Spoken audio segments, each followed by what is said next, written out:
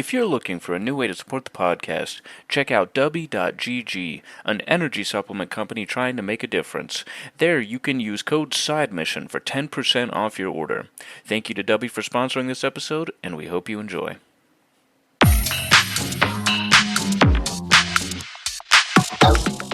Welcome into the newest episode of Side Mission.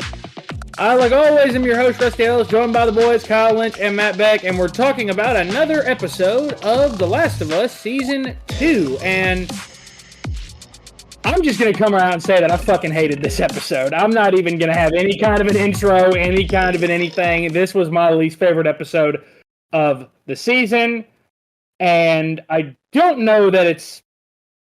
Well, two things. I don't know that that really says anything because the first 3 episodes weren't great.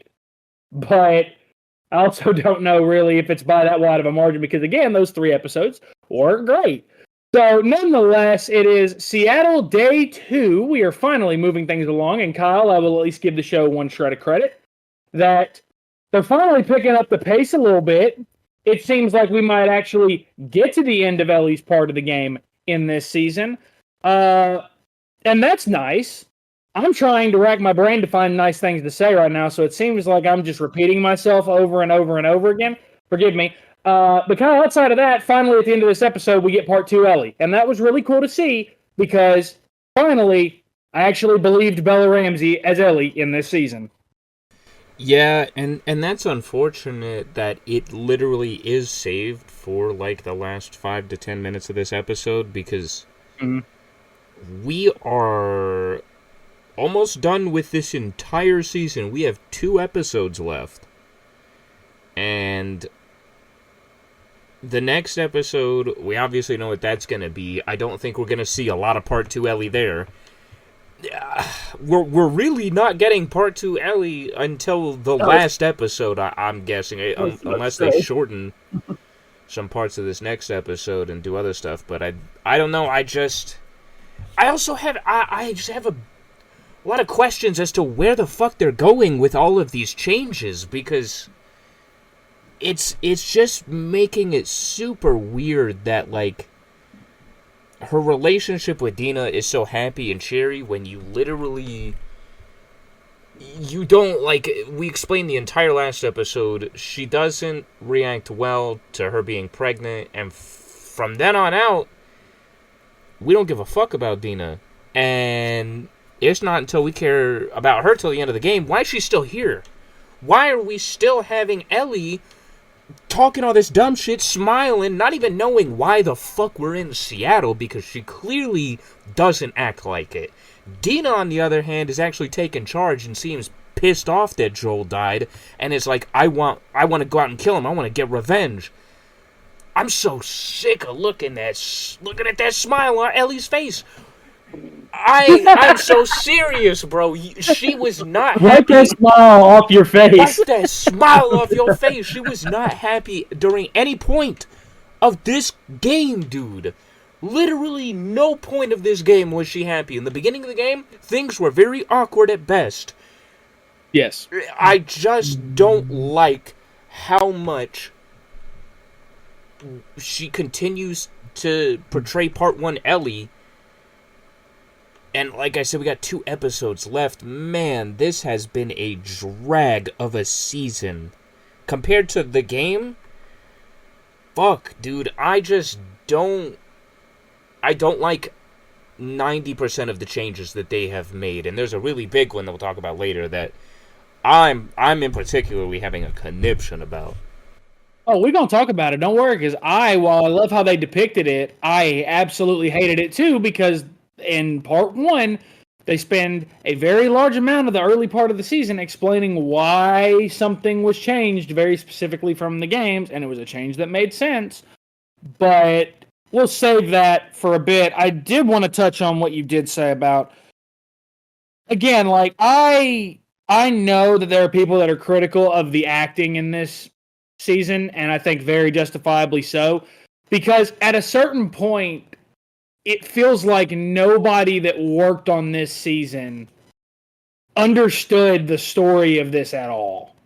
It feels like all of it has gone incredibly just whether it's misinterpreted, misunderstood, or I don't want to assume people are idiots, but they just were like, we're going to change this into something that, that it's absolutely not at any point. Listen, if you've never played the game, it's probably fine to you. I really don't know from that perspective how it could be, because if this was a revenge story, I feel like you would be like, why in the world is this girl so happy? Why is she so happy all the time?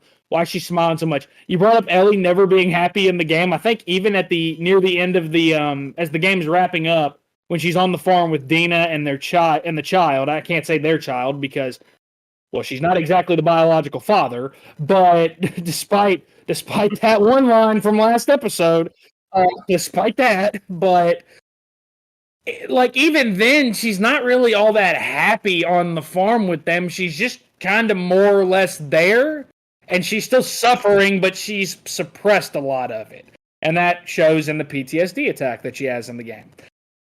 But Dina, and specifically Isabella Merced in this, I have praised her the entirety of the season, and I'll continue to praise her because finally it seems like at least one character understands why they're there. But the problem is that's not who Dina is. Dina was there in support of Ellie and doesn't really show much anger in the game outside of near the very end. And even then, like, its anger is like, it's very mild. It's not near to the extent we saw in this episode. It's very mild. And then it's also this tonal shift of they get into this warehouse where all these stalkers are, and all of a sudden Dina goes from being like driven and wants to accomplish, just all of a sudden she's ready to shit her pants. And I'm just like, well, 5 minutes ago you weren't like that. But okay. Matt, I really don't know like what I disliked most about this episode. Because again, if you two feel differently, and that's fine. This was my least favorite by far. And I'm struggling outside of the final 2 minutes of this episode, the final 2-3 minutes of this episode. I'm struggling to find really anything to latch onto that is positive. Yeah, and I'm actually really glad that you said that because I felt the same way. Even on a rewatch, I really just was like the first part of the episode up to the end was just for me. I struggled to keep attention. Like I kept looking down at my phone, just being like, how much longer does this episode have? Oh my god! Like, and I don't typically do that when I'm watching The Last of Us. Like when I'm watching The Last of Us, unless I'm watching it with Rusty, it's just dead quiet, and I'm just like staring at the TV, like completely into it. There was this moment that I don't know because we were talking about with Dina, but like when she was telling Ellie that story about her past and her first kill, I mean, I like that story, honestly. I think it was really cool to get a little backside, history about Dina. But then the part where she's basically telling Ellie, you wanting to kill these people is justified. And I'm like, uh-oh, that's not the angle that, people like the writers of the game wanted people's reaction to be towards Ellie's revenge to go, get revenge for the death of Joel.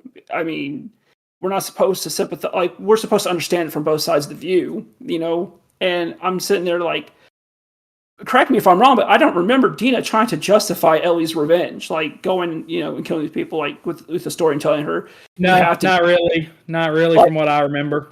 That just took me out because I'm like, okay. I mean, I'm glad that Dina's getting a little bit more character and that we're getting more of her. Like, I think that's cool, especially because Isabel Merced is fantastic in the role. Like, she's really made her own. But that just did not say Dina to me at all. Yeah, I feel like it's this constant tonal shift of like 1 second, like a character will be really serious, and then the next second they're laughing. Like, the only character that I feel like has been consistent, and it's relevant because he's in this episode for a second, has really been Jesse. Jesse is like the only one, in my opinion, that has been like his tone has been pretty consistent the entire time, much like it is in the game. In the game, I don't want to say he's the same character throughout, but for the most part he is. And that's not a bad thing. Jesse is not a bad character in the game. He very much turns into a throwaway character in the game, unfortunately, because of how his story wraps up, which I will not spoil for anybody that is watching the show and doesn't know how the game goes. I won't spoil what happens, but I feel like young Mazzino is the only one who has really been given consistent writing.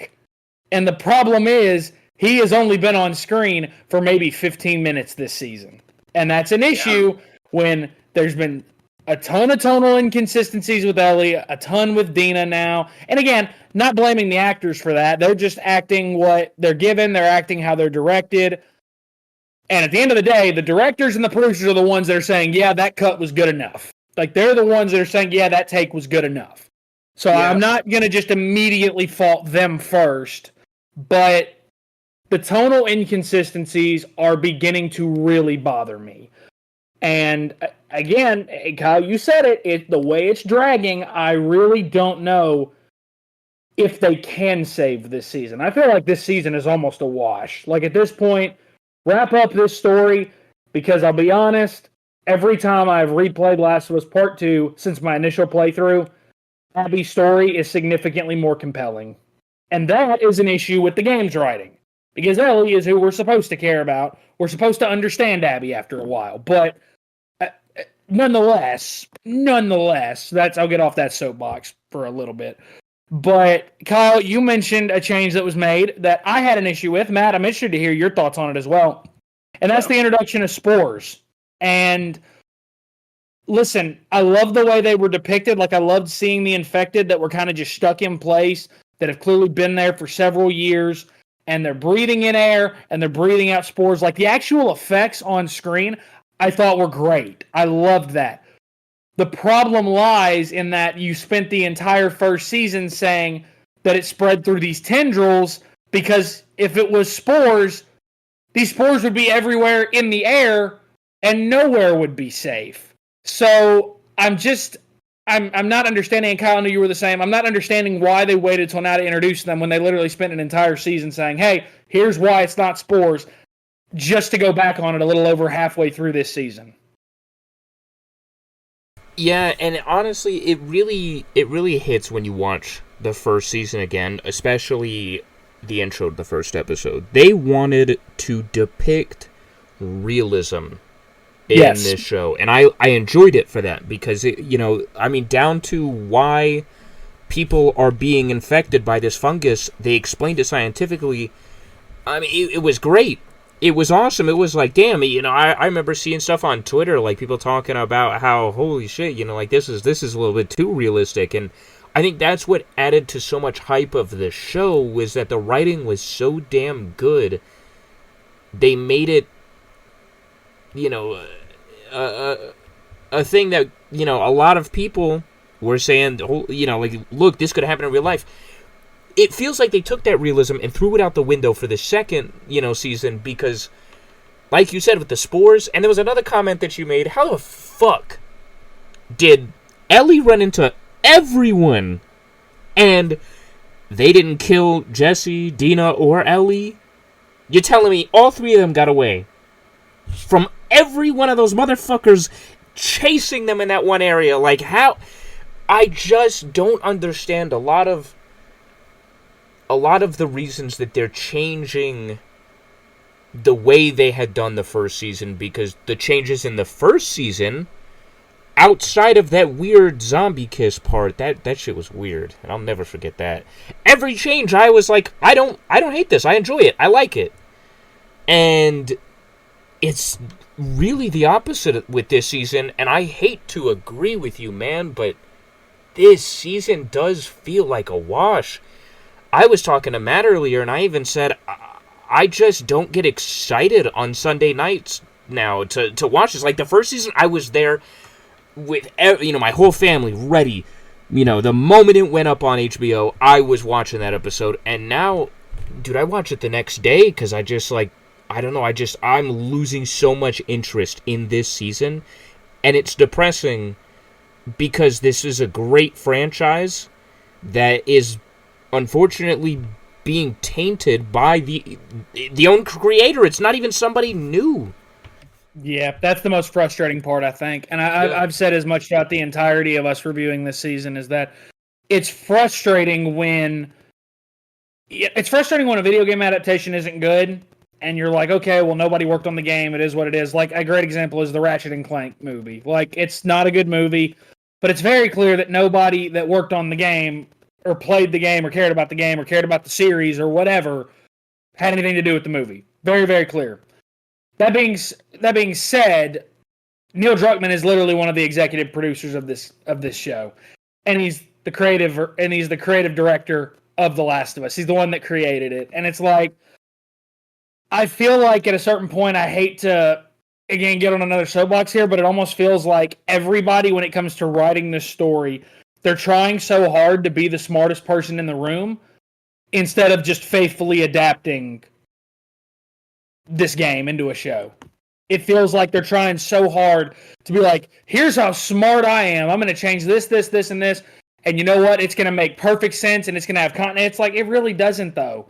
Like, the spores being introduced, the effects are cool, but it doesn't make any sense based on what we saw in Season 1. What you said about the intro to the very first episode. They worked to make this realistic. They said this kind of infection could never happen as things currently stood, but what if the world got a little bit warmer, then fungi would have to adapt. All of a sudden, it could survive in human bodies. It became realistic in that moment. Now it's like, congrats, you sealed off the basement where all these infected are breathing out spores. You mean to tell me that after Ellie falls down the elevator shaft, you mean to tell me that those spores aren't making their way up the shaft right now and infecting everybody in that hospital? Is that what you're trying to tell me right now? Like, it's it's the lack of continuity that it doesn't work. So, I don't know. I think if there was one other thing I liked the depiction of the scars. I liked that because the execution scene, again, I felt like they tried to make them sympathetic early on in the season, and now they're showing them for what they are. For the most part, they are monsters. They were very evil people. They're a very evil group, and I appreciated that. That being said, it doesn't help that like 90% of this episode does not go at all how the game does. And I don't know. I feel like, I said it already, I feel like this season's a wash. I wish I had more to say about this episode. But Matt, I feel like watching this episode back, the thing that sticks out to me the most is I no longer am excited for new episodes of this show. That's just, I hate to say that, but as a fan of the series, I'm just no longer excited for new episodes. Yeah, I completely agree with you. Even knowing that we had just hit Seattle Day 2, and we who play the game knows what's to come. Honestly, next episode just looks like the whole entire thing is just going to be that flashback with Joel and Ellie and, the museum and all that. Like, I don't know exactly what they plan on fitting in next week's episode. I mean, I am looking forward to it because, I mean, come on, I miss Pedro Pascal's Joel, so it's going to be nice to see him back again for another episode and to get those flashbacks, which develops the relationship between Ellie and Joel even more, which, we didn't get that in this game because of everything that happened, so that was just a nice moment to have that.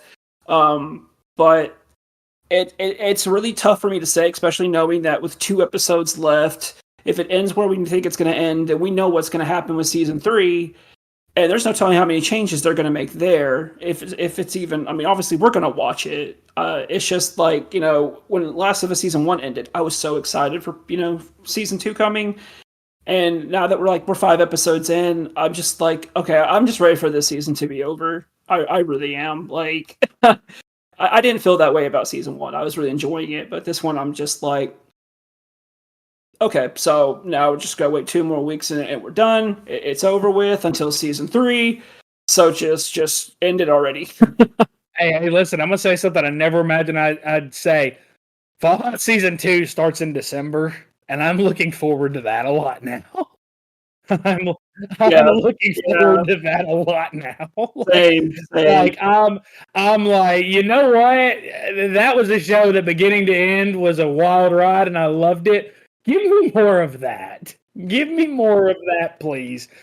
The next episode is very likely going to be the entire museum flashback, and I want to leave y'all with this, and then I'll let y'all add anything if y'all have anything else to add, because I feel like we've touched on everything in this episode. I don't feel like there's a lot that we haven't discussed. I don't feel like there's really anything we haven't discussed. Someone reviewed the remainder of the series, I think, after season 3. I think that they got access to the rest of the episodes. I think it was some TV journalist or games journalist, somebody, I can't remember who. But they watched the remainder of the season, and they said that the entirety of the remainder of the season, at no point did they feel like the show got any better when Pedro Pascal left. And to me, that is really damning, considering he is about to be in a lot of this episode. That is really, really damning, considering he's about to be a main focal point of this episode, and you're telling me that the show really at no point really ever recovers after his death. That does not bode well for the next 2 episodes. I don't know if there's anything else y'all have to add, but y'all have the floor if there's anything else y'all wanted to say. Yeah, I actually I want to talk about the one part that I did really like. When Ellie was talking to Nora, that whole time Ellie was kind of interrogating her, I enjoyed Bella Ramsey's performance. She was angry. She was short to the point. She was like, I don't give a fuck. Where is Abby? And the very end scene with her beating the shit out of her with the pipe, I thought that was cool. Because that's the kind of rage that I've been wanting to see throughout every episode past 2. And had we gotten that, I probably would be liking this season a lot more, even with some of the changes that I find stupid. I just really, really enjoyed that performance from Bella Ramsey during that last 5 minutes where she goes from interrogating Nora to chasing her to killing her. And when Nora is, saying we're breathing in spores, we're both dead, and Ellie looks at her and says, oh, really? And she realizes that look in Nora's face when she realizes that Ellie's immune, and Ellie doesn't give a fuck to have a conversation about why Abby is doing what she did or about how she's immune. All she wants to know is where Abby is so she can kill her. That, I think, absolutely deserves to be praised, because that's the kind of emotion that I think if they continue with, that'd be great. I unfortunately don't think they're going to, because Dina is still here and they're just making weird changes. Like, it also, I will say, it did feel kind of weird that there was a huge tonal shift from Ellie is all happy-go-lucky with Dina, and then out of nowhere she's pissed and she remembers, oh yeah, these guys killed Joel. And she's like, yeah, like, it was just kind of whiplashed. Like, while I loved her portrayal like that, I wish they would keep her like that. Keep that anger and rage, and don't let her let it go. Don't make her smile again. That's... I just, with us with us coming to the end of Ellie's part of the story, I hate that they didn't do more, because Bella Ramsey clearly can do it. We saw that with this last 5 minutes. The writing, unfortunately, just was not there for her. Yeah, I'm starting to think that Bella Ramsey has not been great acting-wise this season, but as the season has worn on, I've started to realize that maybe the issue hasn't necessarily been mainly her acting. Maybe it's been the writing and directing. Maybe it's been that, and maybe it's that they did not set her up for success in this. If there was one thing, Kyle, because I loved the final scene, I do want to give you that, though, at least the scene with Nora. I loved that. I love the final, the hinting at the scene with Joel. I loved that, too. I enjoyed that because, okay, that tells us where we're going next. But I like that the one thing I would have done to improve it is there is a line that Ellie has in the game where she asks Nora where Abby is. Nora says, I'm already dead, why would I tell you anything? And Ellie, it's one of my favorite lines she has in the game is, because I can make it quick or I can make it so much worse. And I would have loved if they had thrown that line into this, because I would have been like, okay, that cooks right there. And again, that doesn't hurt it that it's not in there. That's far from what hurts this episode for me. But I did enjoy that as a whole, because it seemed like finally, okay, we finally realized who Ellie is supposed to be. It just took us way too long to get here. That's the biggest issue. Matt, did you have anything you wanted to add? I couldn't tell if you said you were good or not. There's still one thing I do want to add. That moment right before Ellie enters into the hospital and they show the dog. I thought it was going to happen. Like, I thought that she was going to kill the dog. But nope, she didn't. So, because in the game, you just kill a bunch of dogs. Don't worry, that'll probably happen in episode 7. Don't worry. Yeah, don't worry, that's coming. If you're an animal lover and you can't bear that kind of thing, you might not want to watch that episode. Also, Rusty, the fact that the dog's name was Bonnie. I hate you. You are terrible. You know what? You hit the nail on the head with that one. I mean, oh my god. Anyways, I think that's as good a spot as any to wrap this up. So that's going to do it for this episode of Side Mission. Be sure to check us out on Twitter at Side Mission Pod. You can follow us on Facebook as well at Side Mission Podcast. For the boys, for Kyle, for Matt, I'm Rusty. Thanks for listening.